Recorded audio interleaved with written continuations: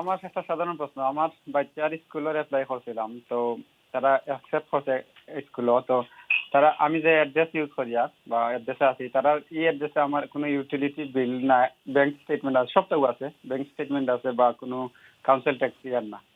তো তারা আমার বাচ্চার বার্থ সার্টিফিকেট তো আছেও, বা তারা চাইছে ইউটিলিটি বিল অথবা কাউন্সিল ট্যাক্সের কোনো একটা মানে 26 এর মাধ্যমে ভিতরে দেখাইতাম বা করি।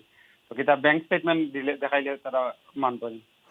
প্রশ্নটা কি তা? প্রশ্নটা হচ্ছে স্কুলে অ্যাডমিশন ক্যাচমেন্ট এরিয়ার মধ্যে রয়েছে, কিন্তু ক্যাচমেন্ট এরিয়ার মধ্যে যে আসইন তা ইউটিলিটি বিলটির কোনো কিছু নাই যেন আসইন যেটা দিয়ে তার স্কুলও পাইছইন ক্যাচমেন্টের মধ্যে পড়ছে, কিন্তু ওনার নাই, ব্যাংকের মানে স্টেটমেন্ট আপনি কেন না, নাই? ব্যাংক স্টেটমেন্ট আছে, ওনার স্টেটমেন্ট আছে, হ্যাঁ, কিন্তু কোনো ইউটিলিটি বিল নাই। কেন না এটা ব্যাখ্যা করে দিলে স্কুল অনেক সময় মানতে পারে আর কি। সুতরাং আপনি ট্রাই করিয়ে দেখো কা। তাইলে যদি আমি ল্যান্ডলর্ডের কাছ থেকে যদি আমি সিটি আনি যে উনার ভাড়া হলো অত টাকা, জি, জি। ইনক্লুডিং কাউন্সিল ট্যাক্স এবং ইউটিলিটি বিল, এবং কাউন্সিল ট্যাক্সটা আমি দেই, আমি মনে করেন ল্যান্ডলর্ড, এবং কাউন্সিল ট্যাক্সের কপি যদি আমি দিয়ে দেই যে অমুককে আমি ভাড়া দিছি ইনক্লুডিং বিল, সেক্ষেত্রে মানতে পারে আর কি। Yeah. স্কুলের যারা অ্যাডমিশন হিসেবে ব্যাপারে আনলেস আপনার ডিফারেন্ট অ্যাড্রেস থাকে, এত বেশি কঠোর হয় না আর কি। স্কুল অ্যাডমিশনে আমি দেখাইলে হইতো না নি। জি, এটা তারার উপরে আর কি। আপনি ব্যাংক স্টেটমেন্ট দেখালে অনেক সময় দেখা না, যায় আপনি আমারে খোকা যে আপনি কাউন্সিল ট্যাক্স এবং ইউটিলিটি বিল কিতা লাগি দেখাইতে পারতা না।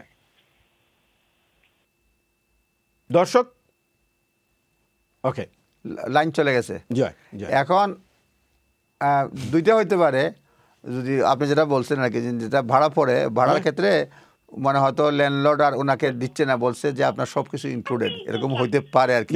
হ্যাঁ, এর জন্য না হইতে পারে। সেই ক্ষেত্রে ল্যান্ডলর্ডের লেটার দিলে আশা করি মানবে, কিন্তু কোনো ব্যাখ্যা যদি ল্যান্ডলর্ডও না দেয়, ব্যাখ্যা যদি না দেয়, তাহলে বোঝা যাবে যে আপনি থাকেন আরেক জায়গায়, শুধুমাত্র এই স্কুলের চান্স পাওয়ার জন্য ব্যাংক স্টেটমেন্ট দিয়ে করছেন, সেই কারণে আপনার এটা রিফিউজ হতে পারে।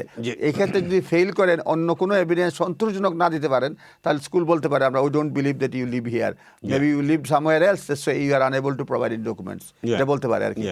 এবং আরেকটা জিনিস হলো, স্কুলের ক্যাচমেন্টের মধ্যে অনেক জিনিস আছে। যেমন মনে করেন আমরা যেটা সাধারণত আমরা বলি, আমি যেটা কথা বললাম যে আমি একজন সাবলেট থাকি, অর্থাৎ বাসার মালিকের নামে সব কিছু, আমাকে উনি থাকার জায়গা দিছে, 1 রুম হয়তো বা 2 রুম আমি ইউজ করতেছি, বাসায় হলো 3 রুম এক্সট্রা আছে। তো সেই ক্ষেত্রে আমার নামে তো কাউন্সিল ট্যাক্স ইউটিলিটি বিল নাও থাকতে পারে, কিন্তু সামওয়ানের নামে তো আছে। এই সামওয়ান যদি বলে যে উনি আমার সাথে আছে, এই হলো আমার নামে, তাহলে তো হয়ে গেল। এই জিনিসটা আমাদের কমন সেন্স যদি আমরা ইউজ করি, তাইলে কিন্তু এইটাই ইউজ করে। কিন্তু আবার এই ভদ্রলোকের কথা বলছেন, অনেকে কিন্তু ওই সামান্য একটা টেস্ট দিয়া মানে ক্যাচমেন্টে ধরতে চায়, বিশেষ করে গ্রামার স্কুলের ক্ষেত্রে এটা বেশি প্রযোজ্য হয় আর কি। সুতরাং তারা কিন্তু বাড়তি ডকুমেন্টও চায়। সুতরাং সেই ক্ষেত্রে অনেকগুলো ক্যাচমেন্ট, অনেকগুলো স্কুলের মধ্যে প্রেশার থাকে, এবং তারা শুধুমাত্র লোকাল রেসিডেন্টদের নেয়, তারা ওভারফ্লো হয়ে যায়, ক্যাপাসিটির বাইরে হয়ে যায় অনেক সময়। সুতরাং এগুলো খুবই কেয়ারফুল থাকে। নর্মাল স্কুলে অ্যাক্সেসের ক্ষেত্রে প্রবলেম হয়ে যায়, ওভারফ্লো হয়ে যায়, তারা এডিশনাল দেয় না।